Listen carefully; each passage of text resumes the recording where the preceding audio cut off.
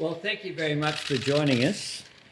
Singapore's founding father, Lee Kuan Yew, said this: "We are one interacting, interdependent world. The problems besetting the world are transnational and the solutions must be transnational." Today we open a new chapter in the comprehensive strategic partnership between Australia and Singapore. The Green Economy Agreement signals collective resolve to confront challenges as we transition our economies to net zero. It will support clean energy innovation, unlock business opportunities and create jobs, and help deliver our emissions targets while positioning Australia as a renewable energy superpower.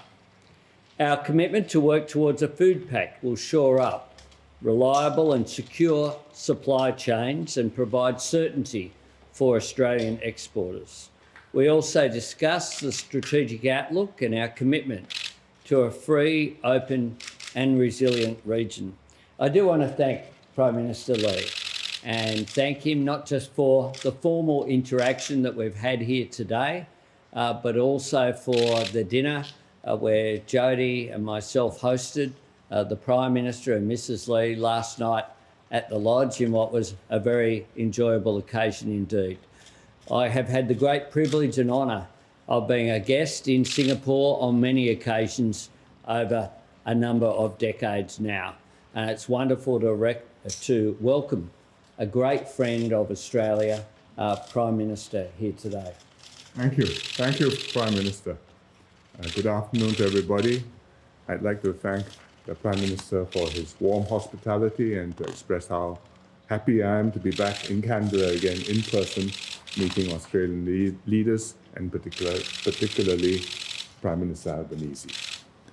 We talked about many things, but we in particular affirmed our comprehensive strategic partnership, which has made significant progress since 2015. And our bilateral cooperation has proceeded apace even during COVID-19. In fact, Singapore was the second country that Australia opened its doors to for quarantine-free travel, and we formed the fourth largest group of short-term visitors to Australia in the first half of this year, which, considering there are only 5.5 million odd people in Singapore, is not bad. We greatly appreciate Australia's generous and consistent support for our military training. It has fully resumed, and we're very happy that our units are present here and able to be of assistance to the Australian government in times of need, for example, during natural disasters and floods. I mentioned to the Prime Minister just now that Singapore is ready to provide assistance to support the Australian Defence Forces flood relief efforts for the floods in New South Wales and Victoria, and whatever else may develop in the season. And our officials will be in touch to work out how we can be most helpful. We've also worked on other areas to take our bilateral cooperation further, for example, in the Singapore-Australia Green Economy Agreement, which will support the transitions of our countries to net zero emissions and at the same time boost growth and create jobs in the green sectors. It's the first such agreement of its kind between countries, and we hope that it will be a pathfinder for other countries similarly to cooperate with one another to deal with what is a global problem. We are also deepening our cooperation in science and innovation.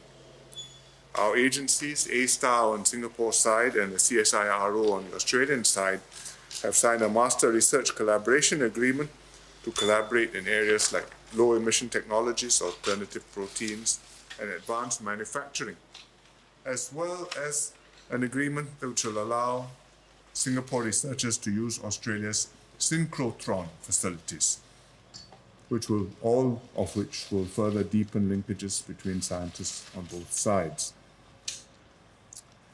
We are also exploring new areas of cooperation because we are natural partners which have similar views on many issues, and trusted and reliable partners of each other, which we have demonstrated during the pandemic.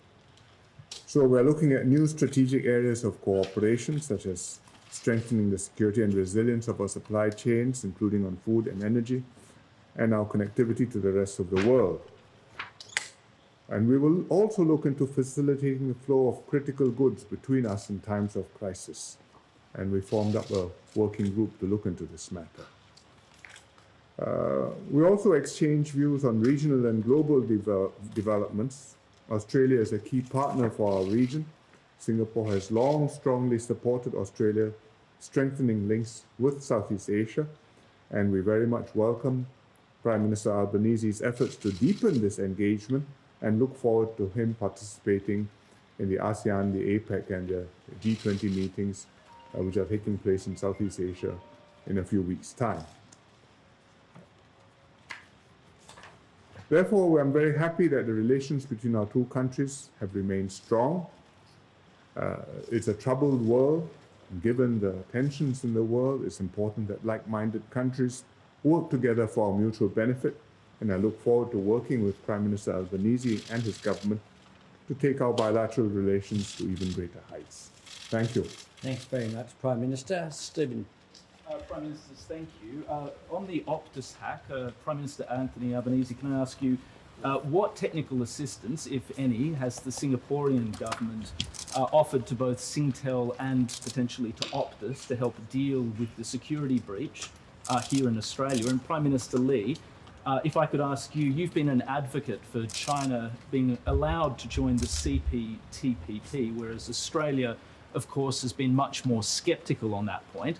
Was this discussed between the two of you today, and have you urged Prime Minister Anthony Albanese on this point at all? Thanks very much. On the Optus issue, we did have a discussion about that, and the Prime Minister indicated, of course, that Singtel, which is a Singapore-based company, which is the owner of Optus, will have full cooperation with the government in dealing with the issue. There are two issues here. One is a cybersecurity issue, the other is a privacy issue. Of course, some of the issues exposed by the Optus breach are covered with the Privacy Act already. And it is a wake-up call to all companies about data retention and about the need to be vigilant in making sure that the provisions of the Privacy Act are complied with, that there is no need to, and indeed requirement under the Privacy Act to ensure that data isn't kept for no purpose going forward. And that is one of the things that's been exposed here by the incident. But I appreciate the Prime Minister, of course, being cooperative on this issue, as I would completely expect. On Optus, I told the Prime Minister that Singapore takes the data breach very seriously. We expect all Singapore companies to comply fully with domestic laws wherever they operate, and to cooperate with the domestic regulators to protect consumers' interests, just as we would expect all companies to do in Singapore. In the case of Optus, this is an Australian company. It's incorporated and headquartered in Australia. Its operations are run out of Australia and not from Singapore. And therefore, Australia's rules and regulations apply in addressing this incident. I told the Prime Minister the Singtel Group, which owns Optus, is taking the incident seriously, and as owner, will fully support Optus in meeting Australia's rules and requirements in handling the incident. Our cybersecurity and Infocom agencies have also reached out to their Australian counterparts. We stand ready to provide support to the Australian government should our assistance be needed. Thank you. On the CPTPP, we've stated our position. I have that I think it's good if China is able to join the CPTPP. They will, of course, have to meet the requirements fully, the conditions and the obligations, but I think that's something which is possible and can be negotiated. But, of course, for China to join the CPTPP, there has to be a consensus amongst all the existing members. And it so happens that this year Singapore is chairing the CPTPP committee. And as chair, we will do our duty and canvass views have been canvassing views amongst the participants on applicants who want to join, whether the process should begin. China has applied, so have some other applicants. And I don't think there's a consensus yet, but we'll continue the process. And as for Australia's position, I think Australia knows what it is doing, and we understand each other's point of view. Straits Times. Thanks. My question is for Prime Minister Lee. On the GEA, Singapore eyeing similar agreements, GEAs with other countries in the region, and what are the benefits for Singapore businesses and consumers? Well, the first GEA we are signing is with Australia. We're very happy at this. It's the world's first such agreement, and it will support the transition of our countries to net zero emissions, as well as create jobs and growth opportunities in green sectors, and promote the development and commercialization of green technologies.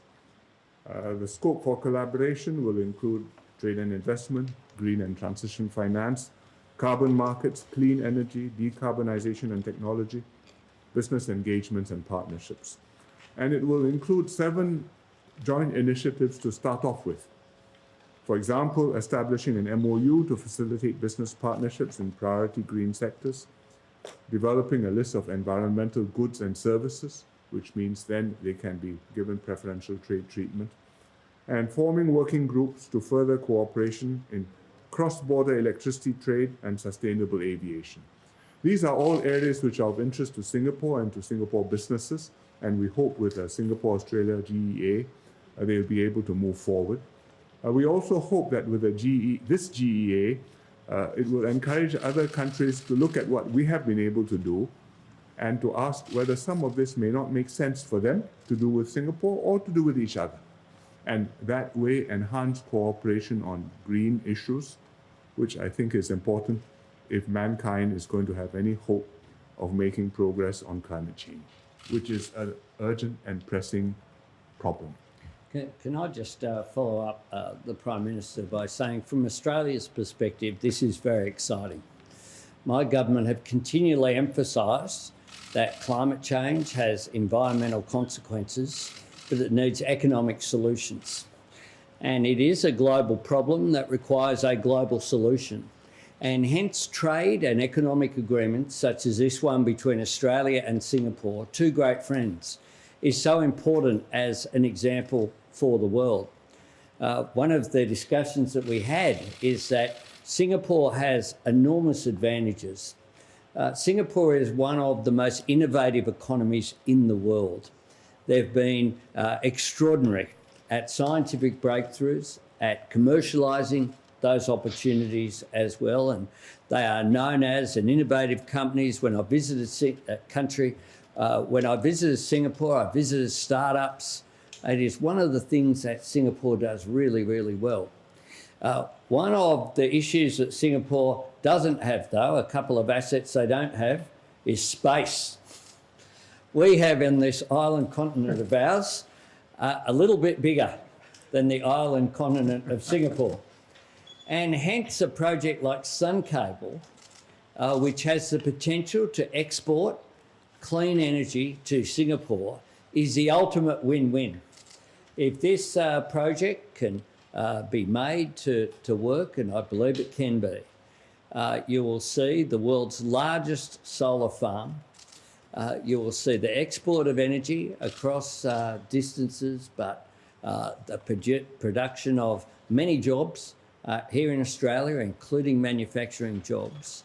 And the prospect of Sun Cable is just one part of what I talk about when I say Australia can be a renewable energy superpower for the world. So the fact that this agreement is taking place as well, just prior to the East Asia Summit, prior to the ASEAN meeting, the G20 meeting, the APEC meeting in our region, all taking place in November, is a really positive indication to other countries in our region and indeed countries throughout the world who will look at this agreement and see that this is just a very positive initiative about making sure that we commercialise these opportunities, that we maximise the spread of breakthroughs when they occur. And that is what this agreement is aimed at, with its 17 different components as well. Next question's from Bloomberg. Prime Minister, a question to both leaders. Given the recent decision by US President Joe Biden to curb supply of US chips to China, are you concerned about accelerating economic decoupling between the US and China? And just another question to Prime Minister Lee. In the past, you've been gently critical of the Australian government's approach to China. Do you think that's improved under the new government? Well, first of all, decoupling is a worry. National security concerns are real. How wide or how narrowly they are defined, well, it's a judgment of each government and administration. I think the Biden administration's latest move is a very serious one. I'm sure they have considered it carefully. It can have very wide ramifications. We will have to see how things work out. But we do worry that valid national security considerations may trigger off further consequences and may result in less economic cooperation, less interdependency, less trust, and possibly ultimately a less stable world. Your second question? My second question Was how are we going? How are you going? We never give ourselves report cards, much less our friends. I think we have our view of how to maintain amicable relations with as many countries as possible while preserving our interests and standing up and protecting ourselves from adverse developments overseas. And I'm sure Australia does that too, and I am sure that in the process of diplomacy we share notes with one another, and we often do so with the strictest and utmost confidence and confidentiality. We do indeed, but I will say what I've said publicly, which is I want to lead a mature government that has mature relations with the world, that doesn't see international diplomacy as an opportunity for domestic political point scoring. And so what I've said publicly is that we should cooperate with China where we can, but stand up for Australia's national interest where we must. And I'll continue to take that view, both privately and publicly. Can I say, when it comes to other issues of cooperation and trade and various agreements that are around, part of the lesson of the pandemic is that we need to, and all countries are looking at this, we need national resilience. National security is not just about our defence systems. It's also about our capacity to make things here in Australia, to be less vulnerable to shocks of whatever form, be it a future pandemic, trade, cybersecurity shocks, or whether it be international conflict. So we need to make sure that we are more resilient. That doesn't mean an isolationist policy, far from it. And today's agreement is an example of that as well, is where with our friends, including our very close friends in Singapore, we share such common values that I've had a long association with Singapore, going back to my first visit there in 1987 as a member of staff for Tom Uren when I travelled there on a bilateral visit.